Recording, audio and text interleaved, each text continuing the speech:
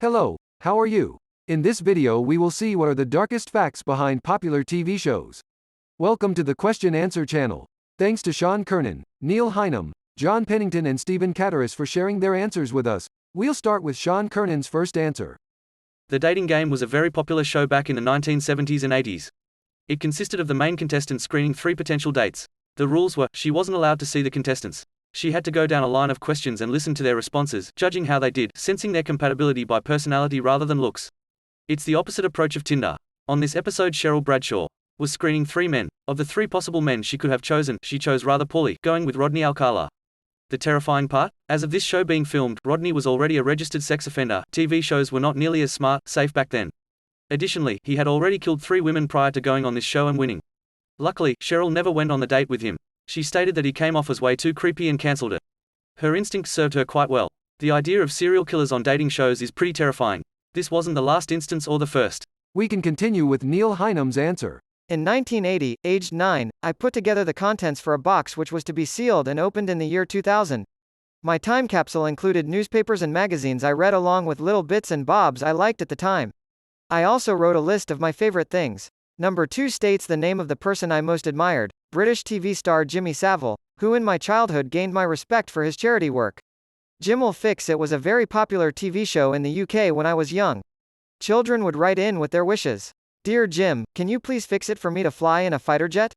Dear Jim, can you fix it for me to be a pop star for a day?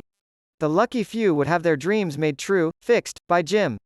They were invited onto his show and a short film about their special day was shown. At the end of the piece, a mechanical drawer in Jim's amazing chair would open to reveal a "Jim fixed it for me" medallion on a red ribbon which he'd hang around the child's neck. After Savile's death in 2011, it came out that the tireless charity fundraiser liked to fix children in a much nastier way. The Metropolitan Police quickly launched an investigation into Savile, and by the end of 2012, 450 people had accused Savile of sexual crimes. 80% of his accusers would have been children at the time of the alleged crimes.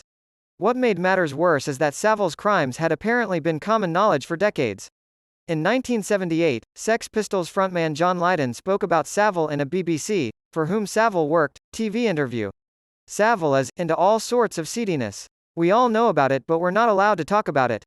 I know some rumors. Lydon correctly predicted that this part of the interview would be cut. The cut part can be heard online today. Due to his charity work, Savile had friends in high places including former UK Prime Minister Margaret Thatcher. He even received a knighthood from the Queen in 1990 and was officially Sir Jim. He was given keys to restricted areas in hospitals and even told some hospital staff that he performed acts of necrophilia on corpses in the hospitals where he had keys. In fact, he once went as far as to tell an interviewer that he had a few blissful days spending time with his mother's corpse after her death. He apparently liked dressing corpses in his mother's dresses whilst performing sexual acts. Savile didn't own a computer because he didn't want people to think that he was using it to watch child pornography, and defended pedophile pop star Gary Glitter after he was convicted of child pornography offenses. He said that he didn't see the harm in someone watching dodgy films if it was only for self-gratification. As I grew older, I thought that Savile looked like an exceedingly sleazy character. He was the physical embodiment of the kind of person that parents warn their children about, and I don't think many would disagree. Whilst making children's dreams come true in front of millions on his TV show, he was sexually abusing hundreds of others in private, or as is now clear, not so private, and destroying lives, as well as having sex with people who were, well, no longer alive. It's terrible that so many knew what Savile was doing and let him get away with it until his death. A hero to so many children was, in reality, their worst nightmare. There couldn't possibly be a darker background to a TV show. Blank, underscore, blank, underscore, underscore, underscore, underscore, underscore. Here's an article written by documentary maker Louis Theroux about Savile. Theroux made 2 documentaries about Savile and was racked by guilt after his death for not having spotted the, in retrospect, obvious signs. Louis Theroux. Looking back on Jimmy Savile. What do you think? We will continue with John Pennington's answer. Northern Callaway, https://en.wikipedia.org/wiki/northern_Callaway, played the beloved human character David, https://muppet.fandom.com/wiki/David, on Sesame Street, https://en.wikipedia.org/wiki/sesame_street, from 1971 to 1989. Lots of American Gen X kids who grew up in the 1970s and 1980s would immediately recognize him, but may know little about what happened to him, because he was eased off the show with so little fanfare or publicity. The dark story is why. In 1980, Calloway was arrested in Nashville, Tennessee after beating a woman in the head and ribs with an iron rod.